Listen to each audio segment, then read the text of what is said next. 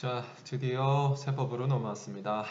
여러분들, 우리 전산회계 자격증에서는요, 요 부가가치세 맥시멈 세 문제가 출제됩니다. 이론 문제 중에서 그 세 문제 틀리셔도 시험의 당락에는 전혀 상관이 없어요. 하지만 이 부가가치세 파트가 우리 전산세무 2급과 시험 범위가 동일하기도 하고, 사실 여러분들이 요 전산회계 또는 전산세무 자격증을 취득하시는 분들이 대부분 요 세무회계 쪽에 종사하실 예정이고, 세법에 대한 관심이 또 많으실 거라고 생각이 됩니다. 당연히 실무에서는 요 부가가치세 세법에 대해서 반드시 아셔야 되고, 그래서 제가 좀 고민을 했는데, 원래는 제가 만약에 뭐 학원 강의라든지 이럴 때는 세법을 스킵하기도 해요, 시간 관계상. 근데 제가 2시간 정도 배정을 일단 해놨거든요. 요 지금 12강과 13강은 부가가치세에 대해서 제가 이제 학습할 예정인데, 강의할 예정인데, 너무 많은 것을 설명을 드릴 수는 없어요. 그럼에도 불구하고 제가 2강이나 배정을 해놓은 이유는, 이것도 마찬가지예요. 전산 자격증만을 위한 건 절대 아니고, 여러분들이 최소 이 정도는 아셔야 어떤 자격증을 공부하신다라고 하더라도 부가가치세 파트에서 무리가 없을 것 같다라는 생각이 들어서 한 그 정도 배정을 해놨습니다. 사실 저는 오리엔테이션 때도 말씀드렸지만 제가 본업이 세무사고 강의는 사실 세법이 전문입니다. 그래서 사실은 이 부가가치세 강의도 훨씬 더 잘해요. 잘하는데 요거를 좀 자세하게 설명을 드릴 수가 없어서 조금 아쉽네요. 그래서 요 부분은 제가 이제 요청을 또 많이 받았어요. 사실 실무에서는 제가 부가가치세 위주로 강의를 많이 하고 있거든요. 책도 부가가치세 책이 있고. 그래서 제가 지금 유튜브로 좀 찍어 놓을까 생각도 하고 있는데 여러분들이 나중에 검색을 하셔서 있으면은 뭐 관심 있으신 분들은 보시고, 없으면 안 찍었구나. 제가 이제 좀 일이 치이다 보면 찍어드리자라고 마음을 먹다가도 이렇게 안 찍고 그런 경우들이 있어요. 그래서 제가 혹시 여러분들 요 강의 들을 때쯤은 제가 이게 천천히 하나하나씩 올릴 예정인데 없다라고 하더라도 이해해 주시길 바라겠습니다. 어쨌든 이번 강의는 그런 식으로 접근을 해주시면 될 것 같습니다. 자, 부가가치세 어떤 내용인지 한번 보도록 하겠습니다. 자, 기본적으로 부가가치세 개념 정도는 여러분들이 별도로 아셨으면 좋겠고, 여러분들이 세법을 접근함에 있어서는 이제 총론 또는 이제 개념 부분에 대해서는 미리 선행 학습을 하시는 게 조금 좋습니다. 다 되셨을 거라고 생각이 되고, 이 파트는 여러분들한테 맡기고 넘어가도록 하겠습니다.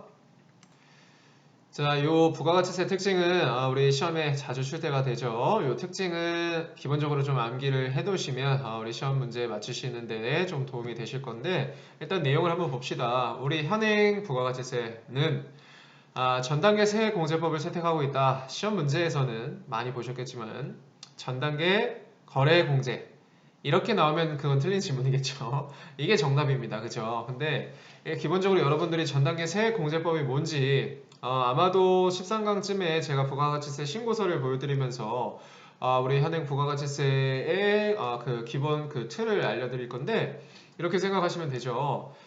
내가 부담한 부가가치세를 내가 지금 이 매출세액에서 공제를 해준다. 즉 매출세액에서 매입세액을 차감하는 방식으로 우리 현행 부가가치세는 납부세액을 구조하는 형태로 되어 있다라고 생각하시면 되고, 일반 소비세는 이렇게 생각하시면 돼요. 시험 문제에서는 우리 현행 부가가치세는 개별 소비세다 이렇게 하면 틀린 질문이겠죠. 그죠?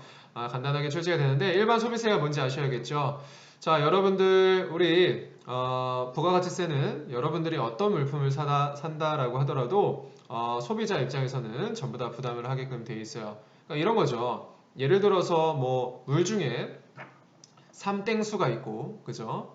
또 뭐가 있죠? 화땡수가 있어요. 그죠? 상호를 거론하긴 좀 그러니까. 근데 삼땡수에만 부가가치세가 부과가 되고 화땡수에는 부가가치세가 부담이 되지 않는다. 이런 게 아니고, 또 편의점에 갔는데 뭐 물론 면세 품목이 있긴 하지만 면세 품목을 제외하고 이야기하는 겁니다. 일반적으로 편의점에 있는 물품 중에 면세 품목을 제외한 모든 품목에 대해서 부가가치세를 부담한다. 개별 소비세는 뭐냐면요, 여러분들. 뭐 예를 들어서 골프장 입장이라든지 아니면 아직까지도 우리 현행 그 세법에서는 자동차도 개별 소비세 과세 대상이에요. 그리고 뭐 녹용이라든지 이렇게 특정 품목에 대해서 개별 소비세를 부과하는 게 있어요. 이 개별 소비세는 과거에 특별 소비세라고 해가지고 일반적으로 사치성 품목에 이 개별 소비세를 부과시킵니다. 요즘에는 자동차를 사치성 품목이라고 보기는 어렵지만 과거에부터 계속 이어져 있어서 현행도 개별 소비세가 부과되는 겁니다. 여러분들 기억하실 거는 부가가치세는 개별 소비세가 아니라 모든 품목에 대해서, 물론 면세 품목을 제외한 모든 품목에 대해서 부가가치세 과세 대상이 되는 재화의 공급 또는 용역의 공급, 재화의 수입에 대해서는 전부 다 부가가치세가 과세된다. 일반 소비세다라고 생각하시면 되시고요. 간접세라는 건 이런 거죠. 여러분들 뭐 소득세라든지 법인세는 소득세, 제 개인의 소득에 대해서 세금을 내는 겁니다. 그 말은 즉슨 내가 소득을 받으면 여러분들이 복권에 당첨이 됐다. 복권 당첨 소득이 발생이 되잖아요. 그거에 따른 소득세를 납부하게끔 돼 있어요. 기타 소득세. 그죠? 그런 것은 직접세라고 이야기를 하고 부가가치세는 여러분들이 이 수업을 듣기 위해서 편의점에서 물을 하나 샀다. 이미 부가가치세가 부담이 된다라고 말씀을 드렸죠. 하지만 과세관청에 한 번도 신고하거나 납부한 적은 없어요. 제가 편의점에서 물을 샀으니까 이 물에 대한 부가세 뭐 1,000원이다, 1,100원이다 라고 했었을 때 그거에 따른 100원 세무서에 낸 적이 없다라는 거야. 왜? 우리 현행 부가가치세 납세 의무자는 사업자로 되어 있고 사업자가 소비자와 거래를 하면서 부가가치세를 거래 징수, 여러분들 여기서 비교하셔야 될 거는 소득세법상 원천징수라는 개념과 조금 비교하셔야 되는데 가끔 말장난으로 나와요. 그죠? 부가가치세법상 거래징수라는 거에 대한 의미는 뭐예요? 내가 거래를 함으로써 이 부가가치세를 이 소비자, 실제 부담하는 사람한테 부가가치세를 받아다가 내는 것이다 라고 생각하시면 되세요. 받아다가 낸다? 어떤 개념이에요? 예수금 개념이죠. 법인 입장에서는 또는 그 기업 입장에서 회계 처리할 때 그래서 부가가치세 예수금 이런 개념이 생기는 겁니다. 어쨌든 현행 부가가치세의 특징은 간접세다. 간접세라는 것은 실제 부담하는 사람과 납세 의무자는 다르다라고 생각하시면 되고 국세, 여러분들이 공부하시는 대부분이 국세입니다. 국세라는 것은 세무서, 즉 나라에서 관할하는 세금이고 여러분들이 생각하는 취등록세, 그 다음에 뭐 재산세 이런 것들은 지방세라고 해서 관할 지방자치단체에서 부과하는 겁니다. 무슨 말인지 아시겠죠? 부가가치세는 국세고 납세지 자체가 그 사업장 소재지로 되어 있잖아요. 그 사업장 소재지 관할 세무서로 되어 있습니다. 무슨 말인지 아시겠죠? 다단계 거래세라는 것은 일반적으로 내가 이제 뭐 계속 거래를 할 때마다 뭐 원재료를 내가 사와서 가공하고 이 제공품을 거래하고 이 제공품을 받아다가 또 가공해서 제품으로 만들었다. 결국은 이 소비자한테 갈 때까지 거래가 될 때마다 매번 부가세가 부담이 된다라고 생각하시면 되세요. 그래서 시험에서는 또 단단계 거래세 이런 식으로 말장난 많이 나오겠죠. 6번 단일 세율이라는 것은 현행 부가가치세는 10% 동일한 세율을 채택하고 있는데 영세율이라고 해서 뭐 수출이라든지 이런 그 세법에서 지정되어 있는 품목에 대해서는 영해세율을 적용하는 겁니다. 무슨 말인지 아시겠죠? 일반적인 세율은 10% 단일 세율이 맞고요. 영세율이라는 제도가 별도로 있다라고 생각하시면 돼요. 아시겠죠? 이 10% 단일 세율을 채택하고 있기 때문에 내가 편의점에서 물을 사도 똑같이 부가세 10%, 그 다음에 S전자의 이모 회장이 편의점에서 물을 사 먹진 않겠지만 편의점에서 물을 사 먹어도 똑같이 10%. 그래서 이런 것을 뭐라고 해요? 부유한 사람도 똑같이 10%, 부유하지 않은 저도 똑같이 10%. 이것을 조세 부담의 역진성이 있다라고 보는 거예요. 무슨 말인지 아시겠죠? 이런 특징들이 시험 문제로 출제가 많이 됩니다. 별로 중요하진 않은데 실질적으로 시험에 많이 출제돼서 여러분들한테 말씀드린 거고 자, 소비지국 과세 원칙이라는 것은 부가가치세라는 것은 내가 소비하는 곳에서 그 나라의 부가가치세법에 의거해서 세금을 걷는다. 요거는 영세율이라는 제도 가서 좀 설명을 드릴 건데 일단 소비지국 과세 원칙의 특징, 우리 현행 부가가치세법은 소비지국 과세 원칙을 채택하고 있다라고 생각하시면 됩니다. 자, 그 다음에 부가가치세 납세 의무자 요건인데 부가가치세법상 납세 의무자는 사업자다라고 이야기했는데 그 사업자의 요건이 뭐냐? 다음의 요건이 필요하다. 사업성, 독립성, 영리목적, 유무와 무관. 그렇기 때문에 국가라든지 아니면은 비영리라든지 그런 것과는 상관없이 부가가치세법상 납세 의무자가 된다라고 생각하시면 됩니다. 그 이유는 뭐예요?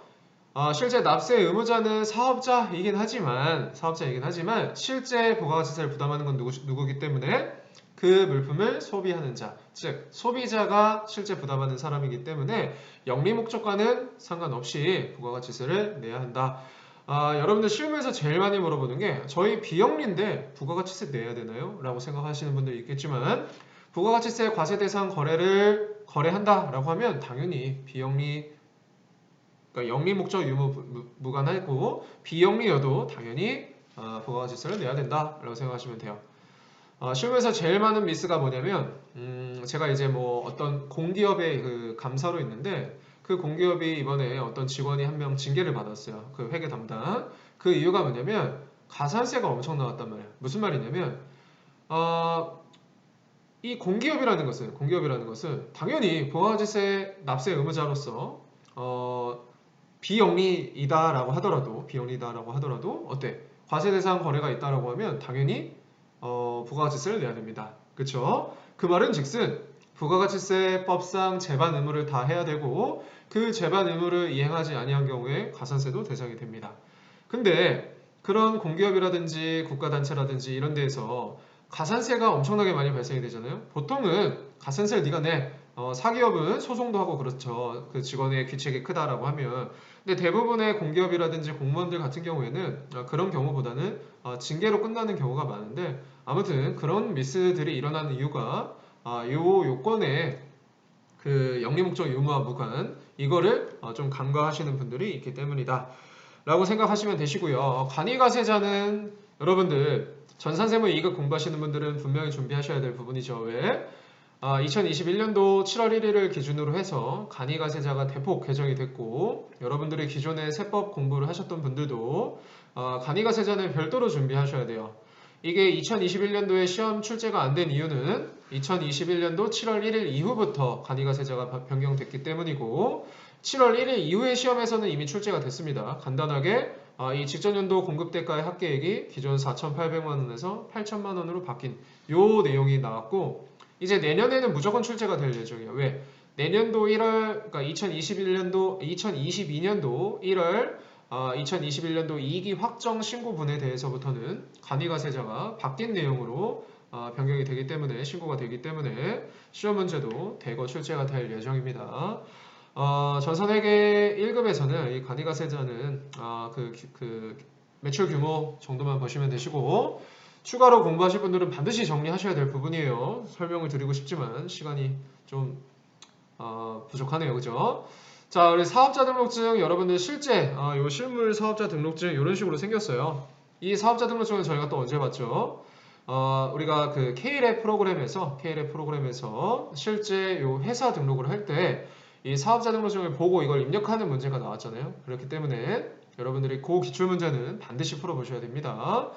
그리고 사업자 등록증이 이렇게 생겼구나 라고 그냥 참고해 보시면 되고 우리 공부하시는 분들은 특히 세법을 공부할 때는 주변 환경을 많이 보셔야 돼요. 특히 뭐 식당 같은 데 가신다라고 하더라도 식당에 이 사업자 등록증이 반드시 붙어 있거든요. 그럴 때마다 그냥 사업자 등록증 한 번씩 보세요. 보면은 이렇게 생겼구나 라는 것을 보시면 좀 도움이 됩니다. 자, 사업자 등록 신청은 어떻게 사업 개시일로부터 20일 이내라고 되어 있는데 20일 이내라고 되어 있는데 이 지문이 또 시험에 많이 나오죠. 사업 개시 전이라도 신청 가능하다. 그 이유는 이거죠. 예를 들어서 내가 7월 1일부터 오픈을 하고 싶다 라고 하더라도 7월 1일에 오픈한다라고 해서 짜잔 하고 완성이 됩니까? 그렇지 않죠. 7월 1일 전까지 뭘 해요? 인테리어 등을 하고 뭐 집기라도 사고 이런단 말이죠. 근데 사업자 등록증을 사업 개시일로부터 20일 이내에 해버리면 난 사업자 등록증이 없는 상태야. 그러면 이 앞에 개업하기 이전에 이 인테리어 등에 대해서는 뭐 매입세 공제 받기가 어렵단 말이죠. 그렇기 때문에 우리 현행세법에서는 부가가치세법에서는 신규 사업자 같은 경우에는 어떻게 사업 개시 전이라도 사업자 등록이 신청이 가능하다라고 생각하시면 됩니다.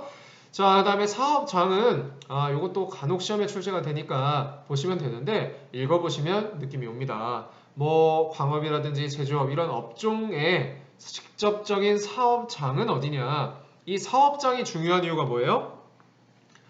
우리 현행 부가가치세법은 사업장별 과세원칙이기 때문에 만약에 내가 제조업을 하는데 최종 제품을 완성하는 장소가 A도 있고 B도 있다. 근데 이것을 착각하고 A에만 내가 사업자 등록을 했다. 그러면 B는 뭐가 되는 거예요?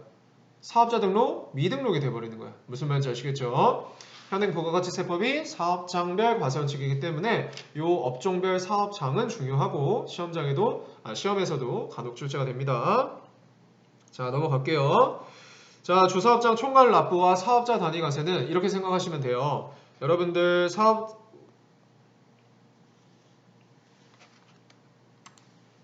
우리 현행 부가가치세법이 A, B, C 각각의 사업장이 있다라고 했었을 때 A 사업장에서 뭘 해야 돼요? 신고 납부. B 사업장에서 뭐? 신고 납부. C 사업장에서 뭐? 신고 납부를 해야 된단 말이죠. 당연히 그렇게 해야 되는 것이 원칙인데 예를 들어서 A에서 뭐 1억 원 납부가 나왔고 B에서 2억 원 납부가 나왔고 C에서 5천만 원 환급이 나왔다 라고 가정을 해봅시다. 그러면 A, B, C 사업장 다 값일 거예요. 값이 입장에서는 A 사업장 1억, B 사업장 2억, C 사업장 5천만 원 환급. 그러면 나는 이번에 2억 5천만 원만 납부하면 되겠구나 라고 생각할 수 있단 말이죠. 하지만 부가가치세법상 사업장별 과세 원칙이기 때문에 A 사업장에서 1억 내고 B 사업장에서 2억 내고 C 사업장에서 뭐 해야 돼요? 한 달 뒤에 신고 납부 뒤에 한 달 뒤에 5천만 원을 환급을 받아야 된다라는 거야. 이 값이 입장에서는 좀 불합리할 수도 있다는 거죠. 그렇기 때문에 어떤 제도를 뒀냐면 두 가지 제도를 뒀는데 첫 번째는 주사업장 총괄 납부라는 제도를 두고 있다. 주사업장 총괄 납부는 이 A, B, C 사업장 중에 뭘 만드는 거예요?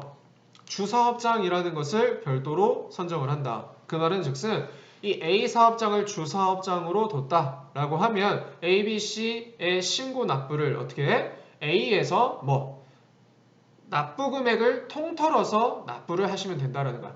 그러니까 여러분들 여기서 오해하시면 안 되는 게 주사업장 총괄 납부는 헤드라인이 총괄 납부입니다. 납부 또는 환급만 주사업장에서 토탈 하시는 거고 기존의 부가가치세법상 제반 의무 A 사업장, B 사업장, C 사업장 원칙이 뭐기 때문에 사업장별로 해야 된다. 즉 세금 계산서도 A 사업장 별도로, B 사업장 별도로, C 사업장도 별도로 A 사업장 신고 별도로, B 사업장 신고 별도로, C 사업장 신고 별도로. 그러면 이게 도대체 뭐가 좋은 건가요? 아까 이야기한 것처럼 A 사업장 1억, B 사업장 2억, C 사업장 5천만 원 환급 이랬었을 때 값이 입장에서는 어떻게 2억 5천만 한 번에 납부하면 되는 상황이 생길 수 있는 거야. 무슨 말인지 아시겠죠? 이 주사업장 총괄 납부라는 제도도 있는데 실질적으로는 어떤 제도를 제일 많이 쓰고 있냐면 이 사업자 단위 과세라는 제도를 두고 있습니다. 이 사업자 단위 과세라는 것은 값이 A 사업장, B 사업장, C 사업장 다 값일 거라며. 그럼 값이 이름으로 하나로 묶어버리는 거예요, 사업자를. 그러면 기존에 A 사업장 사업자 등록증 번호가 있었을 것이고 B 사업자 사업자 등록번호 있었을 것이고 C 사업자 사업자 등록번호 있었을 거란 말이죠. 근데 값이 이름으로 하나로 묶어버리면 하나의 주사업장이 생기는 거고 나머지 사업자 등록번호는 없어지는 거다라고 생각하시면 돼요. 그 말은 즉슨 다른 사업장, 예를 들어서 A 사업장이 주사업장이라고 이야기를 하면 B 사업장, C 사업장 사업자 등록번호가 없어지니까 별도로 세금계산서라든지 별도로 신고 이런 거 할 수 있어요? 없어요? 없다라는 거예요. 그렇기 때문에 주사업장 총괄납부와 사업자 단위과세는 애초에 시작이 다르다. 여러분들이 시험 문제에서 기억하실 거는 총괄납부는 포인트가 뭐다? 총괄납부이고 사업자 단위과세는 사업자라고 생각하시면 되세요. 아시겠죠? 이 표는 여러분들이 기억하시는 게 좋습니다. 자, 그 다음에 사업자 등록 정정신고라는 게 있고요. 사업자 등록 정정신고라는 것은 다음의 사항이 발생이 되면 내가 정정신고를 해야 된다. 일반적으로 사업자 등록 정정신고를 하면 상호라든지 뭐 도메인 변경 이런 것들은 즉시 변경이 되지만 다른 것들은 기한이 있어요. 데드라인이 있는데 이게 기존의 3일에서 사업자 등록증도 마찬가지죠. 내가 사업자 등록을 신청하면 일반적으로 즉시 발행이 되는 것이 일반적인데 실질적으로 세무서에는 이 발급 기한이라는 걸 뒀고 사업자 등록증도 과거에는 3일이었지만 지금은 2일로 줄었고 사업자 등록 정정도 기존의 3일까지의 데드라인에서 2일로 변경됐다라는 것은 여러분들이 기억을 하셔야 됩니다. 자, 그 다음에 여기서 또 시험에 많이 출제가 되는 것 중에 하나가 개인 사업자 같은 경우잖아요. 예를 들어서 저는 이제 세무사 사무실을 개인 사업자로 운영을 하고 있거든요. 이 개인 사업자는 대표자를 변경할 수가 없어요. 무슨 말이냐면 김선일 세무회계사무소라는 것이 있는데 대표 김선일이라고 되어 있거든요. 제가 이 세무사 사무실을 다른 사람한테 팔았다 라고 하더라도 이 사업자는 없어지는 것이 맞는 것이지 이 김선일 세무회계사무소의 대표 다른 사람으로 바뀔 수가 없는 것이다. 당연히 법인은 법인격을 우리가 부여한 거기 때문에 대표가 바뀌면은 사업자 등록 정정만 하시면 돼요. 아시겠죠? 자, 그 다음에 또 특이한 것이 아까 제가 말씀드렸잖아요. 사업자 등록증상의 대표는 바뀌지 않는 것이 원칙인데 상속 같은 경우는 어때요? 굉장히 특이한 경우란 말이야. 이게 피상속인이 사망함으로 인해 가지고 상속인에게 이 물건지가 넘어가서 사업자 등록이 바뀐다라고 하면 요거에 한해서만 특별하게 사업자 등록 변경이 되는 거예요. 대표자 변경. 증여는 그게 아닙니다. 증여는 부모님이 돌아가신 게 아니에요. 내가 이 자식한테 먼저 주려고 이것을 증여한다라는 것이고 상속이랑 증여는 다르다라고 생각하시면 됩니다. 자, 넘어가도록 하겠습니다. 자, 휴폐업 신고 당연히 지체 없이 하셔야 되고 사업자 미등록 시 불이익은 공급가액의 1% 굉장히 큽니다. 예를 들어 이런 거죠. 내가 인스타 이런 건 이야기해도 되겠죠. 네. 인스타라든지 이런 데다 물건을 팔고 있다. 하지만 사업자가 없다. 나중에 걸리면 여러분들이 판 물건 가격의 얼마? 1%가 가산세로 붙는다. 당연히 그거에 따른 부가세 10%는 내야 됩니다. 예를 들어서 내가 1억 원어치 팔다가 걸렸다. 그러면 1억 원에 대한 10%, 1000만 원은 뭐고? 당연히 부가세로 내셔야 되는 것이고 물론 이렇게 되죠. 내가 1억 원을 입금받았다라고 하면은 110분의 100만큼이 공급가액이 되는 거니까 그렇게 생각하시면 되는데 그냥 우리는 계산의 편의상 1억 1000만 원을 입금받았다라고 하면 1000만 원은 과세관청에 부가가치세 내야 되는 것이고 1억 원에 대한 가산세 1%를 사업자 미등록 시 불이익에 대한 가산세로 부과가 됩니다. 아시겠죠? 자, 넘어가도록 하겠습니다. 이론기출 공략하기 등은 여러분들이 푸시면 될 것 같고요. 자, 제가 아까 잠깐 이야기 드렸는데 부가가치세 과세 대상은 중요한데 좀 빠르게 설명하도록 하겠습니다. 조금 빠르다라고 하더라도 이해해 주셔야 돼요. 원래는 다 스킵입니다. 다 스킵인데 하나라도 여러분들한테 찝어드리기 위해서 조금이라도 빠르게 설명을 드리도록 하겠습니다. 자, 부가가치세 과세 대상은 세 가지입니다. 재화의 공급, 용역의 공급, 재화의 수입.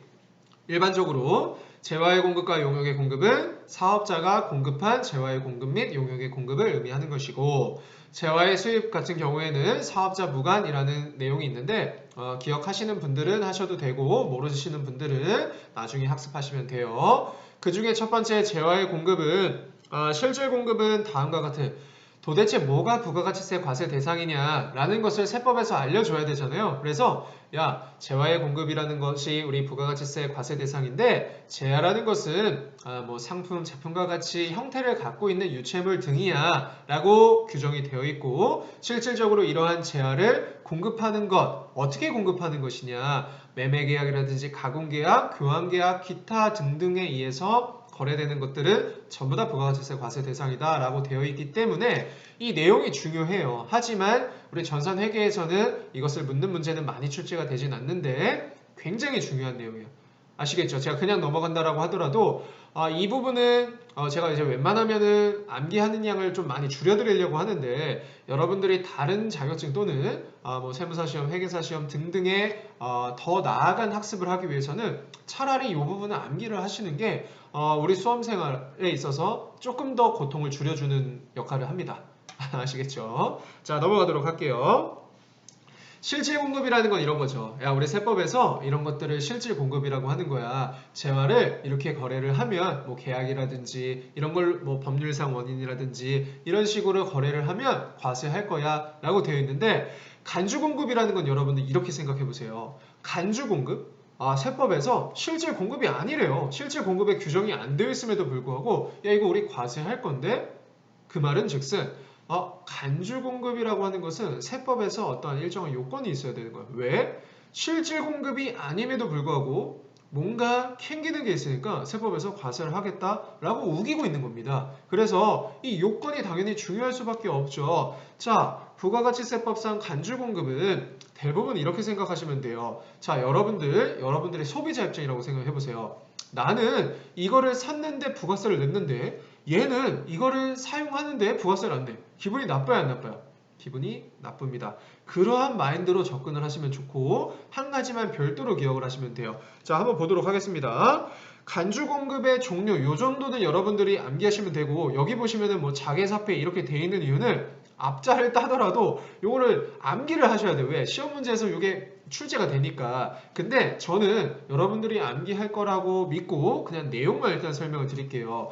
자가 공급이라는 건 이런 거죠. 내가 이것을 다른 사람한테 공급을 해가지고 부가가치세를 거래증수에서 납부할 것을 전제로 했는데 어떻게? 그렇지 않은 경우들이 있는 거예요. 대표적인 경우가 면세사업의 전용이라는 게 있습니다. 전용이라는 건 내가 과세사업에 쓴다라고 해놓고 이것도 빨리 스킵해야 되는데 그럴 수가 없어요.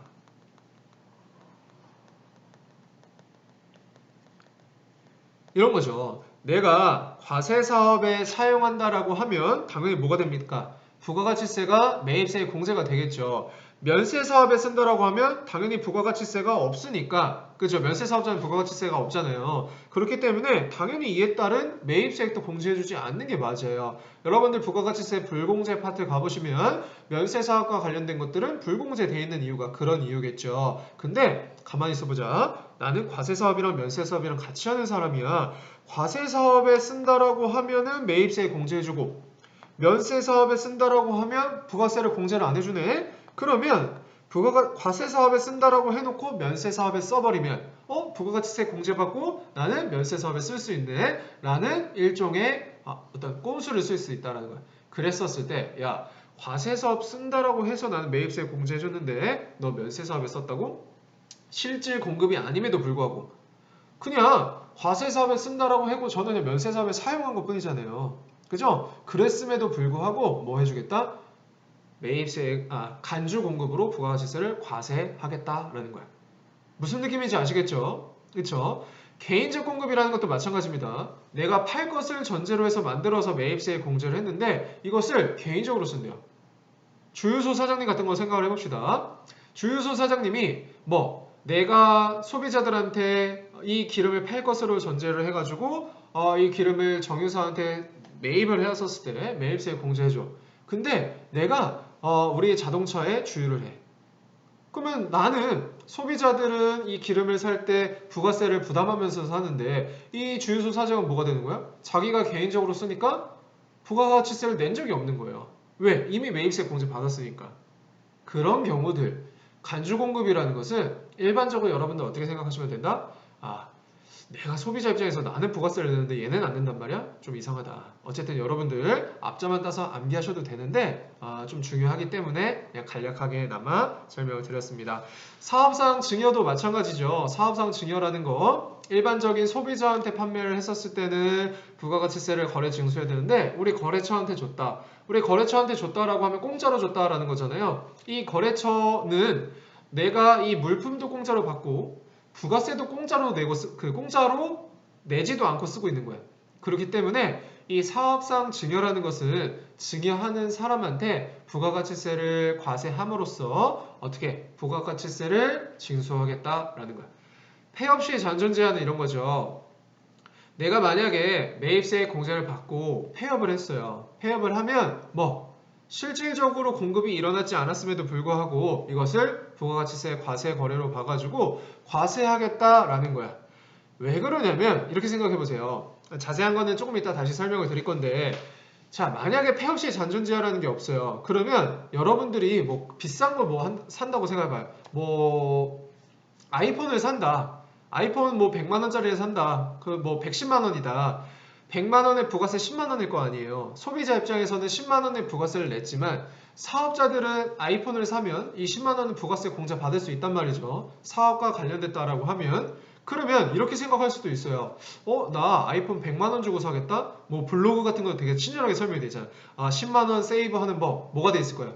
여러분들 세무서 가셔가지고요. 일단 사업자를 내세요. 그리고 아이폰을 사시고 매입세 공제 받으신 다음에 10만 원을 환급 받으시면 됩니다.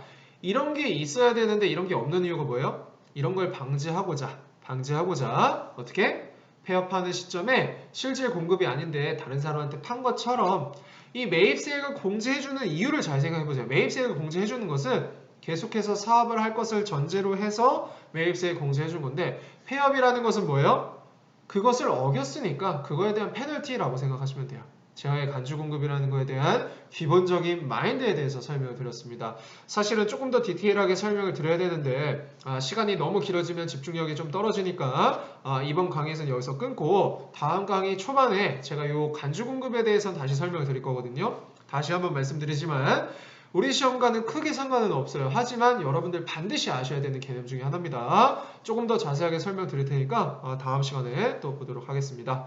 자, 이번 시간은 여기까지 하도록 하겠습니다.